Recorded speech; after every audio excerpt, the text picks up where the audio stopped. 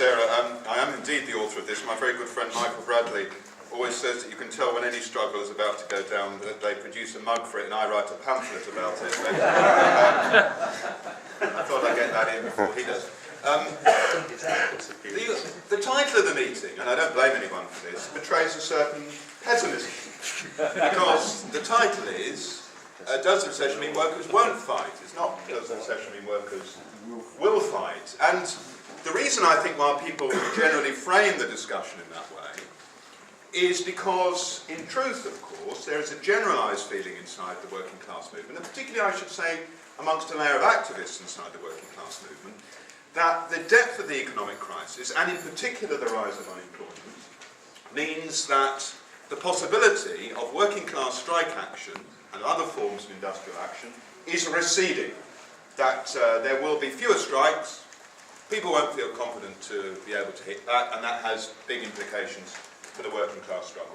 Now, this is obviously an extremely important argument. We know that an economic hurricane is blasting through society, that the methods put up by the Labour government are only a windbreak against that hurricane, and therefore that unless there is resistance by the working class, it will be our class that pays the price for this deep crisis. And therefore it's extremely important to argue about the possibility of struggle, and more particularly what's necessary in order for that struggle to happen. Now here I want to say straight away, of course, that it's not stupid to think that unemployment has an effect upon workers, or the sense of crisis has an effect upon workers. And I would say, it's basic, that there is a growth of moods of both fear and of bitterness. And these take place between workers. If you have a meeting in a workplace, some workers will argue we should be very careful about going on strike, we have to hang on to our jobs, we have to be sure that there's something to return to after any action, that we ought to be aware that we're lucky to have a job and so on. Others will reflect much more the bitterness of society, of people's wages being held down, of conditions getting worse and so on. They happen between workers, they also happen inside the head of every worker. That there are very few workers who face the threat of unemployment or the sense of conditions being cut during a crisis without some sense of both of those inside their heads. Leon Trotsky, the Russian revolutionary, wrote quite a lot about the effects of booms and slumps upon working class consciousness. And I'll just mention a couple of quotes from him. He said this: "There exists not a mechanical, but a complex dialectical interdependence between the economic conjecture and the character of the class struggle." And in another point, he writes, "Under one set of conditions, the crisis may give a mighty impulse to the revolutionary activity of the working masses. Under a different set of circumstances, it may completely paralyse the offensive of the proletariat." Now, is that just a posh way of saying sometimes they might not?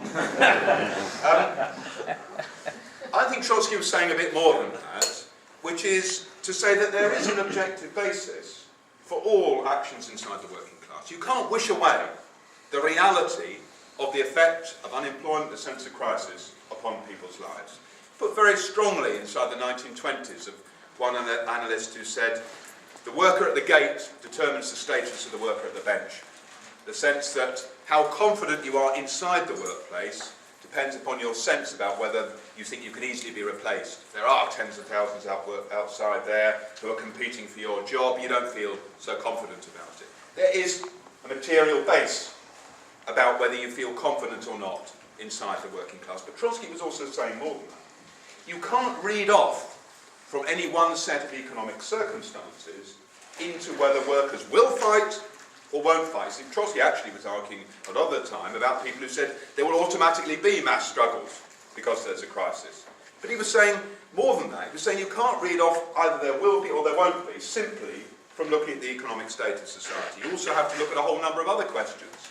The state of political organisation, the recent experience of the working class, the international factors, the state of trade union organisation. All of these are very important in understanding whether the working class will fight. And I think it's important for us because we are not fatalists. We believe that working class people can reshape the world around them, and what they do makes a difference. Women and men make history, but not in conditions of their own choosing. And partly what Trotsky was saying was that quote in a more specific example around the question of booms and slumps. That there is this fear, there is this bitterness, But how it works itself out is never foreordained. And we know, I'll just mention briefly, in our own examples of our recent history, if you think about over the last 6 weeks, we could have had 500,000 public sector workers on strike. We could have had comrades in the NUT, we could have had comrades in the PCS, out on strike together. And people would be saying, there's a high level of struggle, despite the fact that there's a crisis. There's a high level of combativity, not even over jobs. People were prepared to fight over pay and conditions. This shows how solid the working class is in Britain. In fact, nobody went on strike in the NUT and the PCS. Not because workers didn't vote for it, by the way. They did vote for it. Not by mass numbers, it's true, 52% in the case of the NUT, 54% in the case of the PCS. But the leaders of those unions decided not to turn that into activity. Now, that's not something that you read off from simply the economic situation. That's a case of political leadership. It's the case of the strength of the rank and file to force the leadership to do it. It's the case of the strength of left organisation to see who's actually on those bodies, who are making those decisions. And in the end, it's a political responsibility of those who sit on those bodies as to whether to call those strikes or not. Now, I'll return to the example, but it's important straight away to recognise the importance of those sorts of decisions and those sorts of factors in it. The trouble with the NUT and the PCS decision is that many of the people who were making those decisions are precisely people who believe this argument, that the whole history of the workers' movement is that in times of economic crisis and recession, workers are not prepared to fight. And they read that back into their own belief about what's possible at the moment. And that's why it's important to challenge it, because otherwise it becomes a self-fulfilling prophecy. I don't believe workers are ready to fight, therefore I'm not going to make a decision which will enable workers to fight, or to encourage workers to fight, and that becomes an extremely dangerous process for the working class. Let me take as my first example the 1930s, because it's a hard example, isn't it?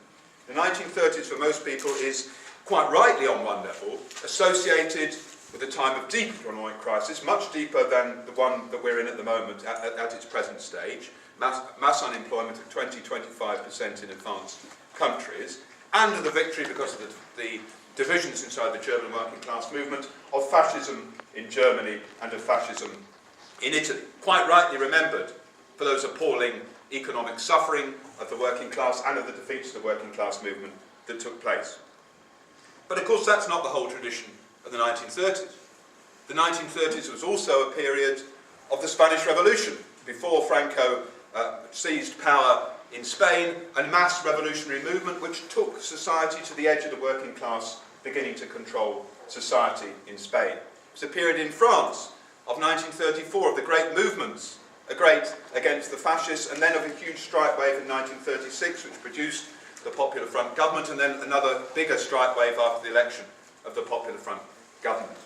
It was a period in the United States, above all else, where you see a very interesting set of circumstances. Of course you have this appalling level of unemployment in America after the Wall Street crash, and then the crisis that grew after it. But almost straight away you see the beginning of resistance, not through strikes, by the way.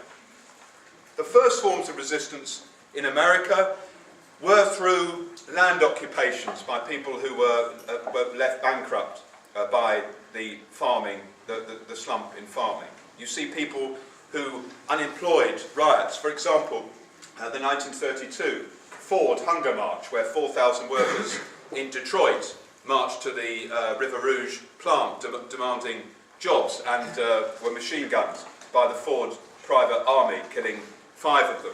Of the Bonus March of 1932, when 20,000 veterans of the First World War marched to Washington demanding the payment of a bonus that had been promised them at the end of the war and still hadn't been paid, camped outside Congress when Congress refused their demands in Washington DC. They stayed and fought against the bayonets and the tear gas of General MacArthur and of the police in Washington. A huge movement, not directly through strikes straight away, but through people fighting over these issues and of the hardship inside society. And then you see growing slowly the beginning of a strike movement in 1933. And then in 1934, because of a slight upturn in the economy, we shouldn't overstate it, unemployment still remained at 20% in 1934, the beginnings of mass strikes. So first of all, the textile workers' strike, 400,000 workers